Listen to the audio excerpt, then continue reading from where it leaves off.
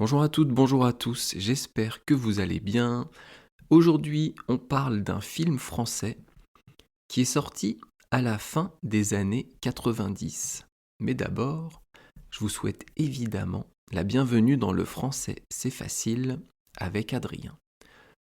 Alors ce film, comme vous le voyez sur l'image du podcast, il est sorti en 94.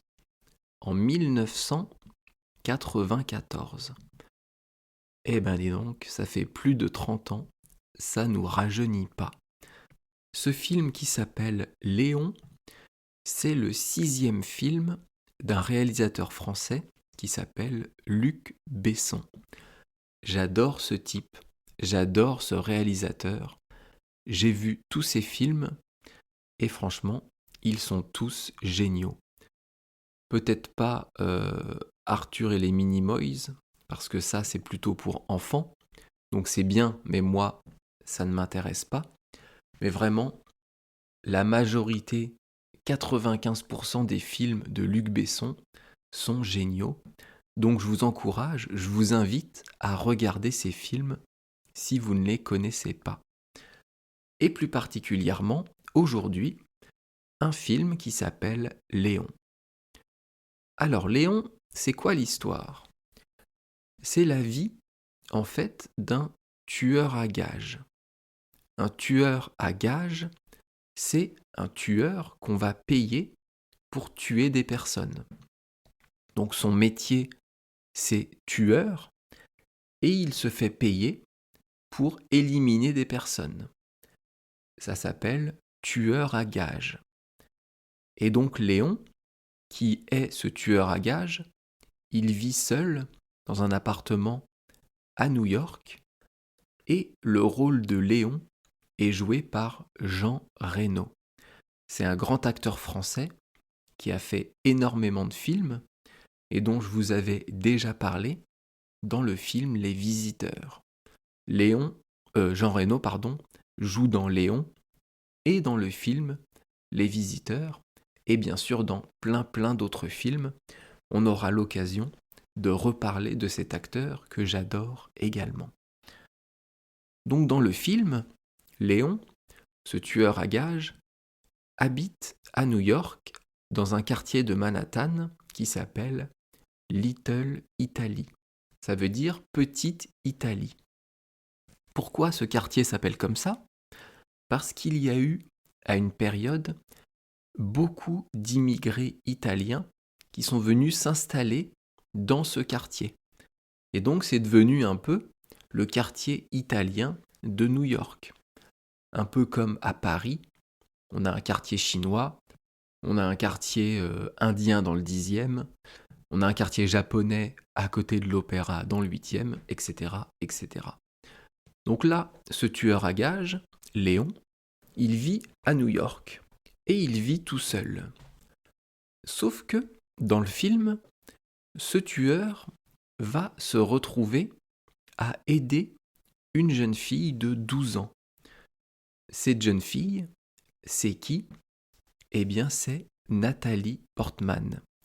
Et oui, déjà en 94, Nathalie Portman était actrice de cinéma. Elle l'est évidemment encore, elle a joué dans énormément de films. D'ailleurs, on la voit sur l'image du podcast, sur l'image du film que j'ai sélectionné. Donc le tueur à gages Léon, qui est quelqu'un de solitaire, qui vit tout seul, qui n'aime pas les interactions sociales, se retrouve, par la force des choses, un peu obligé d'aider cette petite fille. Pourquoi lui, il va l'aider? Parce que la petite fille veut se venger. De qui? Eh bien, sa famille s'est fait assassiner par des policiers corrompus. Corrompus, c'est le participe passé de corrompre, et corrompre, ça veut dire que vous allez acheter quelqu'un avec de l'argent. C'est par exemple des policiers qui vont faire du trafic de drogue, des policiers qui vont arranger des criminels contre de l'argent. On dit aussi un policier véreux. Et donc ces policiers ont tué la famille de cette jeune fille, la famille de Mathilda. Nathalie Portman dans le film s'appelle Mathilda. Mais cette Mathilda n'aimait pas sa famille, elle s'en foutait, sauf son petit frère. Et donc elle veut venger son petit frère, elle veut tuer les policiers qui ont tué son petit frère. Et le chef des policiers véreux, le chef des policiers corrompus, il est joué par Gary Oldman. Encore un très bon acteur que j'adore. Donc la petite fille va demander à Léon de lui apprendre son métier, de lui apprendre à devenir un tueur, dans le film on dit un nettoyeur, afin de venger son petit frère et de tuer les policiers qui sont corrompus. Donc ce film, c'est en fait l'histoire d'une amitié complètement improbable entre un tueur à gages solitaire, Léon, et une jeune fille en recherche de vengeance qui est Mathilda. Bon, je vais vous spoiler le film, mais de toute façon, il est sorti il y a plus de 30 ans, donc bon, c'est pas vraiment un spoil, même si je vous dis la fin, regardez ce film parce qu'il est génial, il est vraiment topissime. À la fin, alors, non, on va faire autre chose.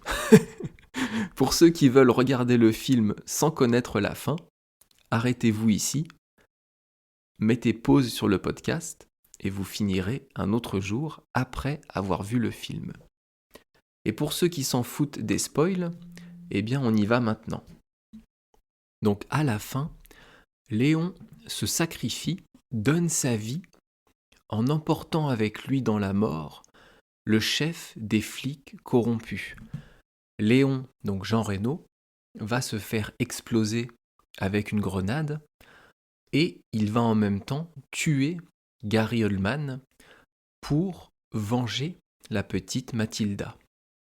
Donc Mathilda, qui est toujours Nathalie Portman, la jeune fille, va hériter d'un peu d'argent de Léon et surtout, elle va garder la plante qu'il avait passé son temps à nettoyer pendant tout le film. Léon adorait cette plante et Mathilda garde donc cette plante comme souvenir de Léon. Mathilda veut faire le même métier que Léon, veut donc devenir tueur à gages, tueur professionnel, parce que Léon a commencé à lui apprendre comment faire. Mais ce qui est important, d'abord pour elle, c'est de retourner à l'école, d'apprendre une éducation, et à la fin du film, elle plante la plante de Léon dans la terre afin que cette plante puisse avoir des racines. C'est comme si elle offrait à Léon un lieu où se reposer, un lieu où être en paix, car c'est sa plante qui représentait tout pour lui.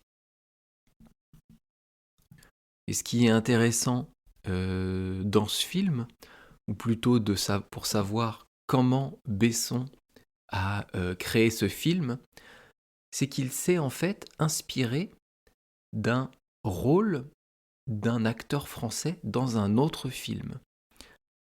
Besson, donc le réalisateur, pour créer Léon, pour créer ce tueur à gages solitaire, il s'est inspiré d'un rôle d'Alain Delon, qui est un autre acteur français, dans le film Le Samouraï, qui est un film français encore plus ancien.